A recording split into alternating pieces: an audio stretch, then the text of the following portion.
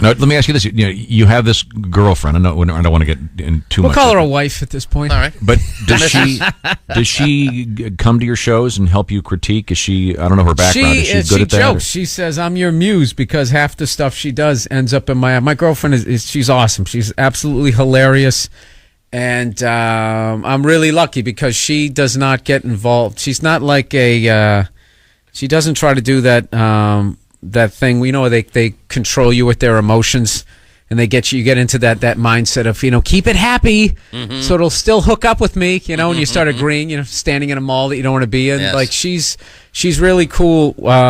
So she's not Yoko. Yeah, no, she's not. Yeah, no. She's not like that at all. She doesn't nag. Sit on the side of the stage, approving of all the things you do. Yeah. Tonight, opening my show, it's my new girlfriend. She used to be a minor. She used to be a housewife. Chilean minor. Yeah. She's written 10 minutes. I'd like to welcome. No, if she wanted to. Has she pulled this yet? What? Has she done the? Hey, listen, that you can't talk about that.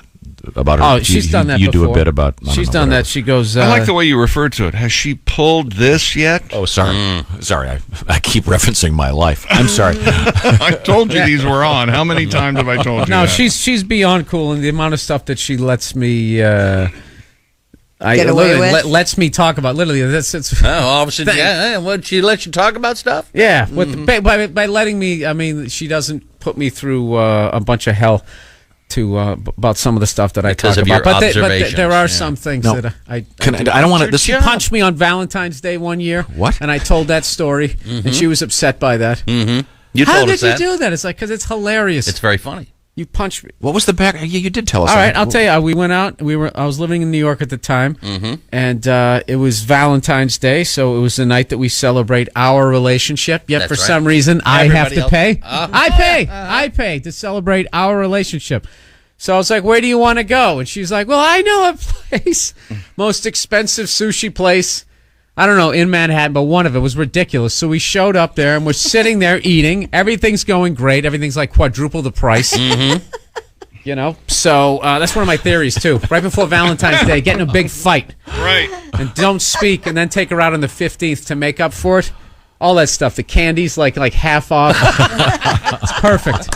It's the way to do it. All right. Good to know. You can only get away with it for like 2 years before they start catching on. That works for Christmas, Hanukkah, whatever you're selling. Everything. You can. So why'd she hit you? All right, so we're at the sushi. We need to take a break. Yeah, you're right. Uh-huh. All right, so we're at the overpriced sushi restaurant. Overpriced, thank you. Overpriced sushi restaurant, and I'm sitting there. I'm talking to her. Everything's going great, and all of a sudden, like her jaw is almost on the ground, and I'm like, "What's the matter?" And she's looking over my shoulder. She's like, "Oh my God, Colin Farrell is in the restaurant." Oh, right? really? Okay. Yeah. So I turn around and I look, and lo and behold, it's Colin Farrell. It's Colin Farrell, and I'm like, "All right, I get it. This guy's been in movies.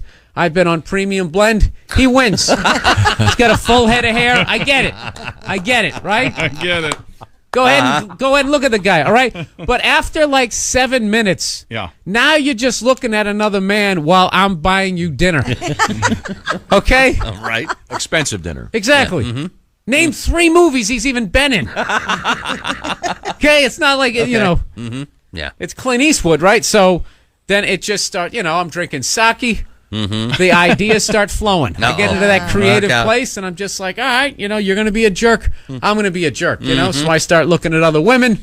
Oh, boy. Jeez. Oh, yeah. Next thing you know, we get in the cab ride home, and I start talking to the cab driver, and I know he's not in a good mood. He's working Valentine's Day. Yeah, He can't be in a good relationship. So I said, hey, buddy, let me ask you a question.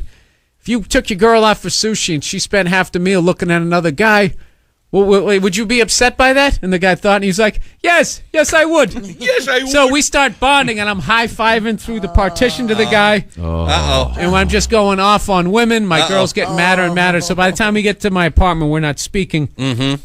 And, she's in the other room, and blah, blah, blah. And at one point, she just said, why do you have to be such a child? Mm-hmm. And then, which, of course, lobbed it over the net for me to say, why do you have to be such a fill in the blank? Yeah. And then, only thing I can describe the sound, you ever try to put a big dog in a bathtub? Yep. That does, that sound? Yep. Yeah, that's what it sounded like. Yeah. Came running out.